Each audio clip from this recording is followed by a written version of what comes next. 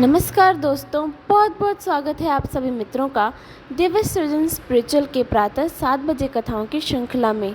दोस्तों, आज के गरुड़ पुराण के प्रसंग में हम जानेंगे एकादश शाह कृत्य निरूपण, मृत श्रेयादान, गोदान, घटदान, अष्टमहादान, वृषोत्सर्ग, मध्य षोडशी, उत्तम षोडशी और नारायण बलि के बारे में। तो दोस्तों, गरुड़ जी श्री भगवान से पूछते हैं कि हे सुरेश्वर, 11वें दिन के कृत्य विधान को भी बताइए और हे जगदीश्वर, वृक्षोत्सर्ग की विधि भी बताइए। तो भगवान बोलते हैं, 11वें दिन सुबह ही जलाशय पर जाकर प्रयत्नपूर्वक सभी और्ध्वदैहिक क्रिया करनी चाहिए। वेद और शास्त्रों का अभ्यास करने वाले ब्राह्मणों को निमंत्रित करें और हाथ जोड़कर नमस्कार करके उनसे प्रेत की मुक्ति के लिए प्रार्थना करें। आचार्य भी स्नान संध्या आदि करके पवित्र हो जाएं और 11वें दिन के लिए उचित कृत्यों का विधिवत विधान आरंभ करें। 10 दिन तक मृतक के नाम गोत्र का उच्चारण मंत्रोच्चारण के बिना करना चाहिए। 11वें दिन प्रेत का पिंडदान समंत्रक मंत्रों सहित करना चाहिए। हे गरुड़, सुवर्ण से विष्णु की, रजत चांदी से ब्रह्मा की, ताम्र से रुद्र की और लोह से यम की प्रतिमा बनवानी चाहिए। पश्चिम भाग में गंगा जल से परिपूर्ण विष्णु कलश स्थापित करके उसके ऊपर पीत वस्त्र से वेष्टित विष्णु की प्रतिमा स्थापित करें। पूर्व दिशा में दूध और जल से भरा ब्रह्म कलश स्थापित करके उस पर श्वेत वस्त्र से वेष्टित ब्रह्मा की स्थापना करें। उत्तर की दिशा में मधु और घृत से परिपूर्ण रुद्र कुंभ की स्थापना करके रक्त वस्त्र वेष्टित रुद्र की प्रतिमा को उस पर स्थापित करें।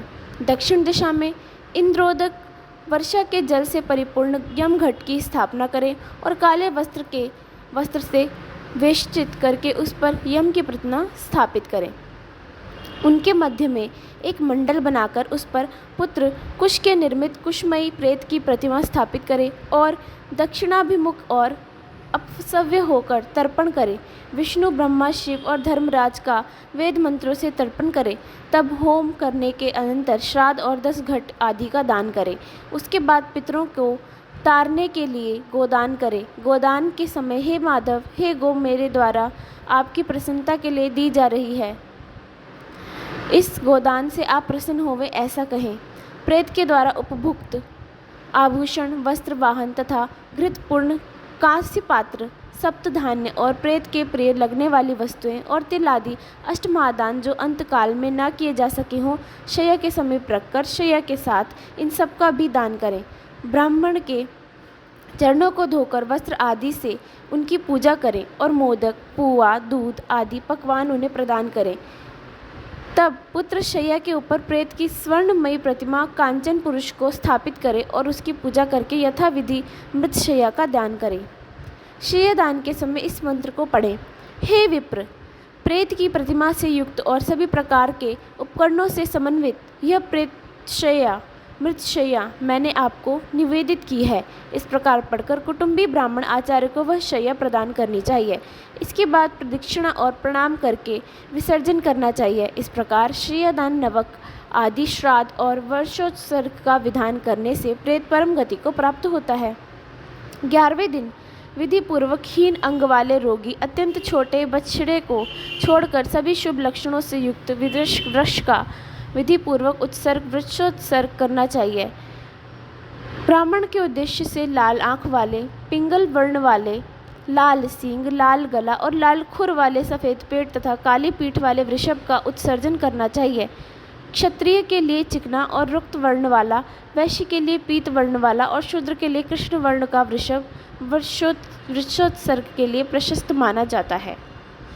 जिस वृषभ का सर्वांग पिंगल वर्ण का हो तथा पूंछ और पैर सफ़ेद हो, वह पिंगल वर्ण का वृषभ पितरों की प्रसन्नता बढ़ाने वाला होता है। ऐसा कहा गया है, जिस वृषभ के पैर, मुख और पूंछ श्वेत हो तथा शेष शरीर लाख के समान वर्ण का हो, वह नील वृक्ष कहा जाता है। जो वृषभ रक्त वर्ण का हो तथा जिसका मुख और पूंछ पांडुर वर्ण का हो तथा खुर और सींग पिंगल वर्ण के हों, उसे रक्त नील वृक्ष कहते हैं। जिस सांड के समस्त अंग एक रंग के हों और पूंछ तथा खुर पिंगल वर्ण का हो, उसे नील पिंग कहा जाता है। वह पूर्वजों का उद्धार करने वाला होता है। जो कबूतर के समान रंग वाला हो, जिसके ललाट पर तिलक सी आकृति हो और जो सर्वांग सुंदर हो, वह प्रभ्रू नील वृषभ कहा जाता है। जिसका संपूर्ण शरीर नील वर्ण का हो और दोनों नेत्र रक्त वर्ण के हों, उसे महानील वृषभ कहते हैं। इस प्रकार नील वृषभ 5 प्रकार के होते हैं। वृष का संस्कार करके उसे अवश्य मुक्त कर देना चाहिए, घर में नहीं रखना चाहिए। इसी विषय में लोक में एक पुरानी गाथा प्रचलित है। बहुत से पुत्रों की कामना करनी चाहिए ताकि उनमें से कोई एक गया जाए और या गौरी कन्या का विवाह कन्यादान करे या नील वृक्ष का उत्सर्ग करे। जो पुत्र वर्षोत्सर्ग करता है और गाया में श्राद्ध करता है, वही पुत्र है। अन्य पुत्र विष्ठा के समान है, जिसकी जो कोई पूर्वज रौरव आदि नरकों में यातना पा रहे हों।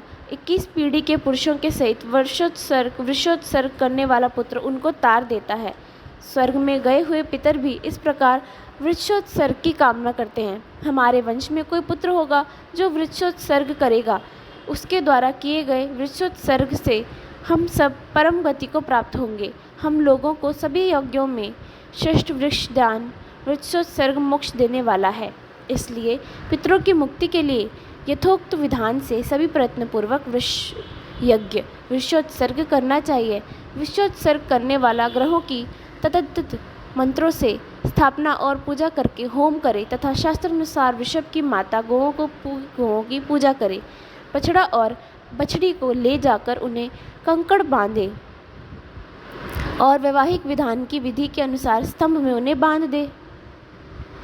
फिर बछड़ा और बछड़ी को रुद्र कुंभ के जल से स्नान कराए, गंध और माल्य से सम्यक पूजा करके उनकी प्रदक्षिणा करे। उसके बाद वृक्ष के दक्षिण भाग में त्रिशूल और वाम पार्श्व में चक्र चिन्हित करे। तब उसे छोड़ते हुए हाथ जोड़कर पुत्र इस मंत्र को पढ़े। पूर्व काल में ब्रह्मा के द्वारा निर्मित तुम वृक्ष रूपी धर्म हो। तुम्हारे उत्सर्ग करने से तुम भवार्णव से पार ले गए।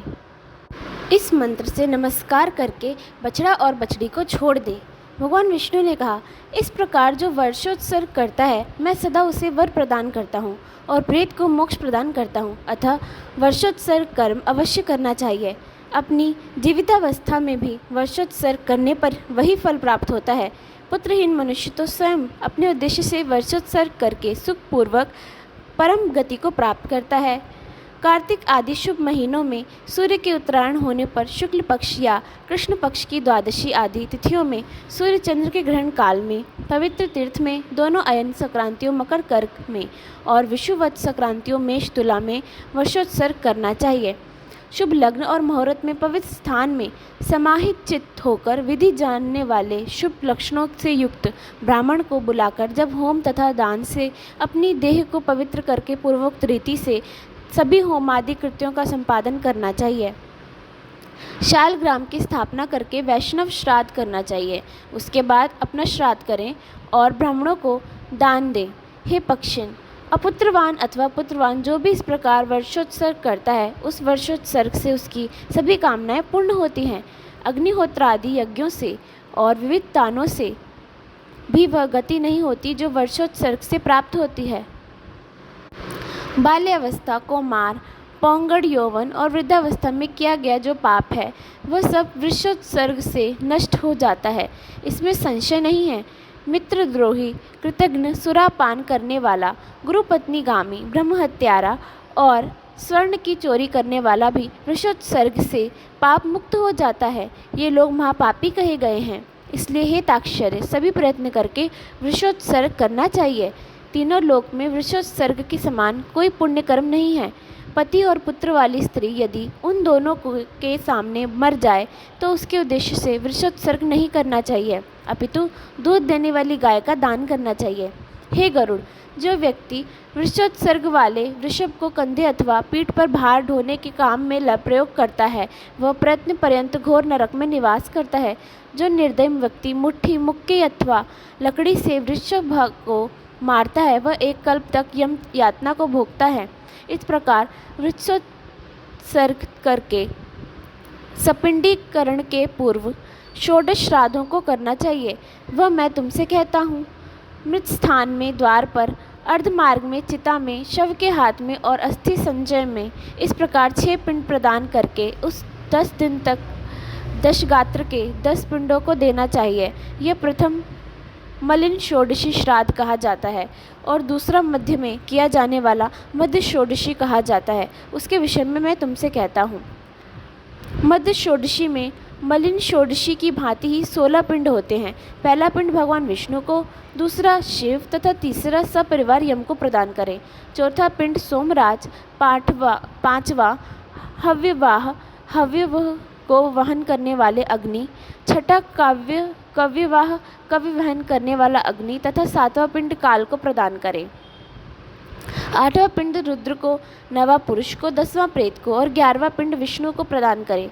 12वां पिंड ब्रह्मा को, 13वां विष्णु को, 14वां शिव को, 15वां यम को और 16वां पिंड तत्पुरुष के उद्देश्य से देना चाहिए। हे खग, तत्वविद लोग इसे मध्यम षोडशी कहते हैं। उसके बाद प्रतिमास के 12 पाक्षिक, त्रिपाक्षिक, उष्णामासिक और उनाब्दिक इन श्राद्धों को उत्तम षोडशी कहा जाता है। इनके विषय में मैंने तुम्हें बताया। हे ताक्षर, इनको 11वें दिन चरु बनाकर करना चाहिए। ये 48 श्राद्ध प्रेतत्व को नष्ट करने वाले हैं।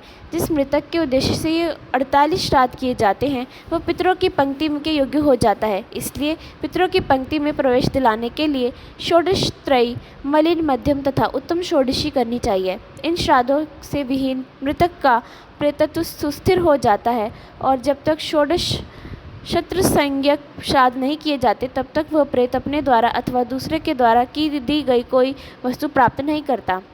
इसलिए पुत्र को विधान पूर्वक षोडश त्रयी का अनुष्ठान करना चाहिए।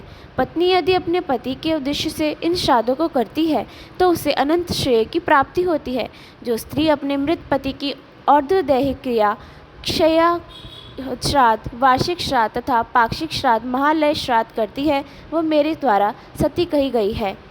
जो स्त्री पति के उपकारार्थ पूर्वोक्त श्राद्धों का अनुष्ठान करने के लिए जीवन धारण करती है और मरे हुए अपने पति के श्राद्ध आदि रूप से सेवा करती है वह पतिव्रता है और उसका जीवन सफल है। यदि कोई प्रमाद से आग से जलकर अथवा जल में डूबकर मरता है उसके सभी संस्कार यथाविधि करने चाहिए। यदि प्रमाद से, स्वेच्छा से अथवा सर्प के द्वारा मृत्यु हो जाए तो दोनों पक्षों की पंचमी तिथि को नाग की पूजा करनी चाहिए। पृथ्वी पर पीठी से फण की आकृति वाले नाग की रचना करके श्वेत पुष्प तथा सुगंधित चंदन से उसकी पूजा करनी चाहिए। धूप और दीप देना चाहिए तथा तंडुल और तिल चढ़ाना चाहिए। कच्चे आटे का नैवेद्य और दूध अर्पित करना चाहिए। शक्ति के अनुसार सुवर्ण का नाग और गो ब्राह्मण को दान करना चाहिए। उसके बाद हाथ जोड़ करके नागराज प्रसन्न हो इस प्रकार कहना चाहिए।